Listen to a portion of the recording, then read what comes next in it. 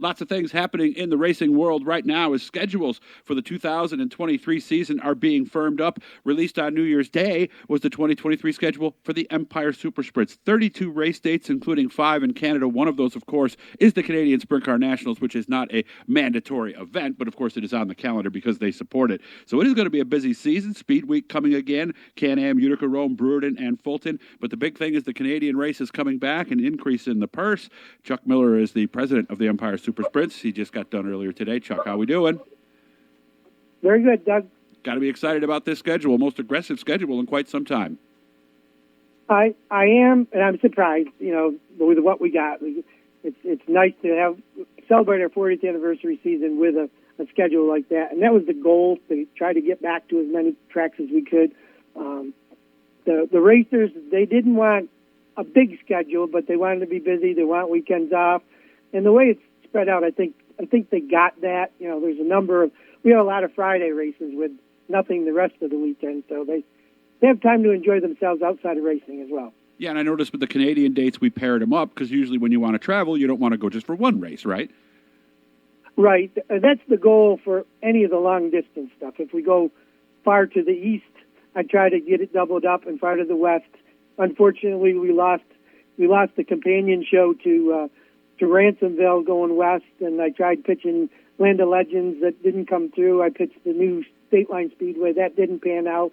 And going the other direction, the second Albany-Saratoga date, we are still in talks with Mike Bruno for Devil's Bowl on that one, but we do try to pair them out and not have them hanging out by themselves.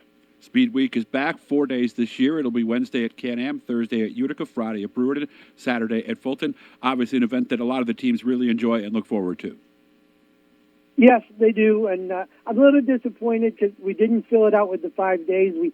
We held the Sunday date for Weedsport, and when Jimmy got back to me, he just said that they were cutting back across the board at Weedsport with all big races, and I said I understand. As long as we got a race there, I'm happy that we're there. Mm-hmm. And Speed Week will survive with the 4 dates. That's what we did last year, and it worked out fine. And if you go back to my interview with Jimmy Phelps last week, he says that very thing. They wanted to try to keep them at 2 events two sanctioning bodies per event. So that is why that happened. Had a bit of a purse increase, but it did mean a little bit more money for the tracks this year. And you told me you were a little concerned about that at first.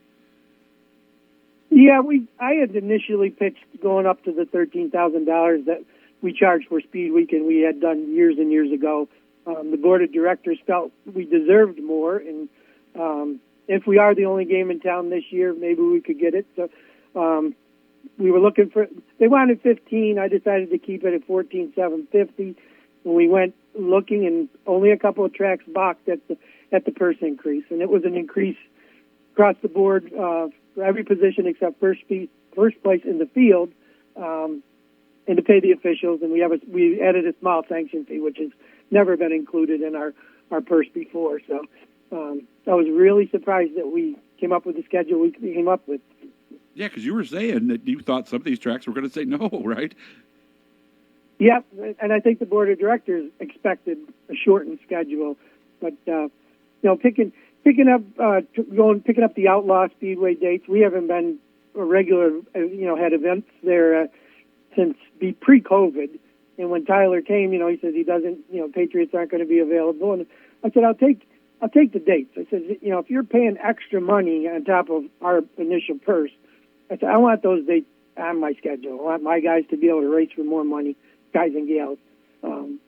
And besides that, we get car count money based on from Hoosier Tire based on those in attendance. So that's 4 more races that you're going to keep contributing to that deal too. So it's a win-win as far as I'm concerned. And the races are spread out April, July, September, and October. So I think it'll be a good deal in the long run. And outside of Ashweekend, of course, Brockville and Cornwall are on back-to-back days. Granby and Drummond are on back-to-back days.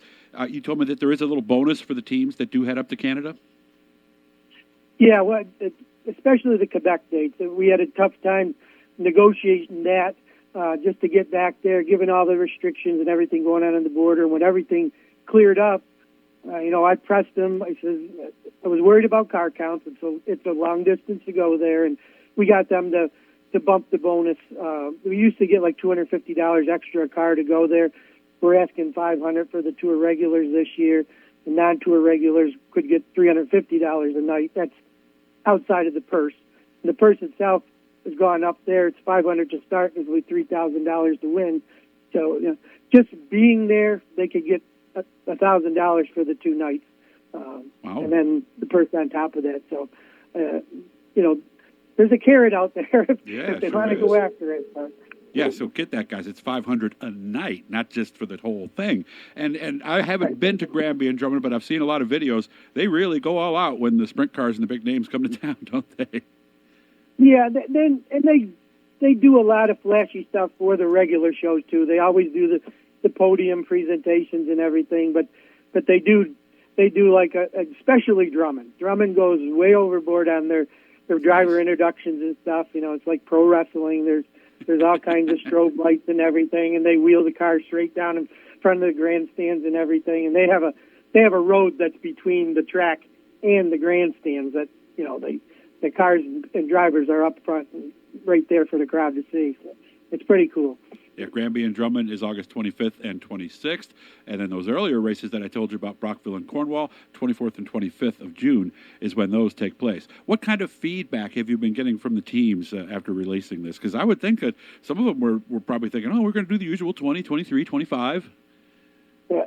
No, they've been saying, nice job. I haven't heard, other than a couple people complained about certain tracks. And I said, you know what? I said, everybody has a track on our schedule that they don't like. And, I said, and you prove that if you go to the east, some of the guys from the west don't show up and vice versa. I said, I try to get races in everybody's backyard somewhere. It's not fair that you got somebody coming from Vermont or, Montreal every weekend and you don't have a race in their area. So that's the goal, is to give them something close to them and go from there. We'll have plenty of cars, I believe, overall. I'm hearing rumors about some new stuff. There's some people that were supposed to come on board last year that didn't jump right in, but are ready to do a little bit more this year. So, Central New York, we're going to have plenty of race cars all the time, I believe. And there's enough in the far regions that support those areas. So, I'm looking forward to a good season. Another non-point race that has become a favorite among the drivers, of course, is Evans Mills Raceway Park on June 17th, the Kevin Ward Jr. Memorial Asphalt Spectacular. That really is a race that a lot of people they got to make sure that they're there for that one.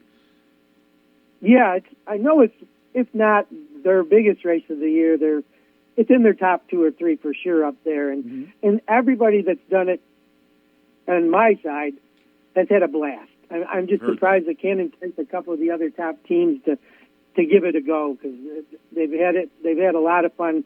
We did it in Canada for a couple of years, and the guys up there, had a good time. We always shoot for a 20-car field. We've never had it yet, but we'll see. And last year, the whole tire deal was a big problem for us, and the event almost didn't happen because of that. But no, it's a lot of fun, and we do look forward to that every year. And it's a bigger paying race. It's like $4,000 to win and $500 to start there. So no, it's actually $700 to start. So it's decent money, and it doesn't take a whole lot to convert the car either. So I've talked to a lot of guys who've done it, and they said it really is a lot of fun going up there on the asphalt. So again, EmpireSupersprints.com is how you can find this. There's the schedules there. There's all kinds of news. They were wishing Denny Peebles a happy birthday just the other day too. So Chuck, I appreciate your time, man. I can't wait to see things this year, and we'll see you nice and early on the tour this year. Thank you very much. Yes, sir. Thanks a lot, Doug. Hit the blue E, hit the likes, turn on notifications, all that good stuff. Season starts at Outlaw Speedway on April 15th, Fulton Speedway on the 28th. They're getting going nice and early this year.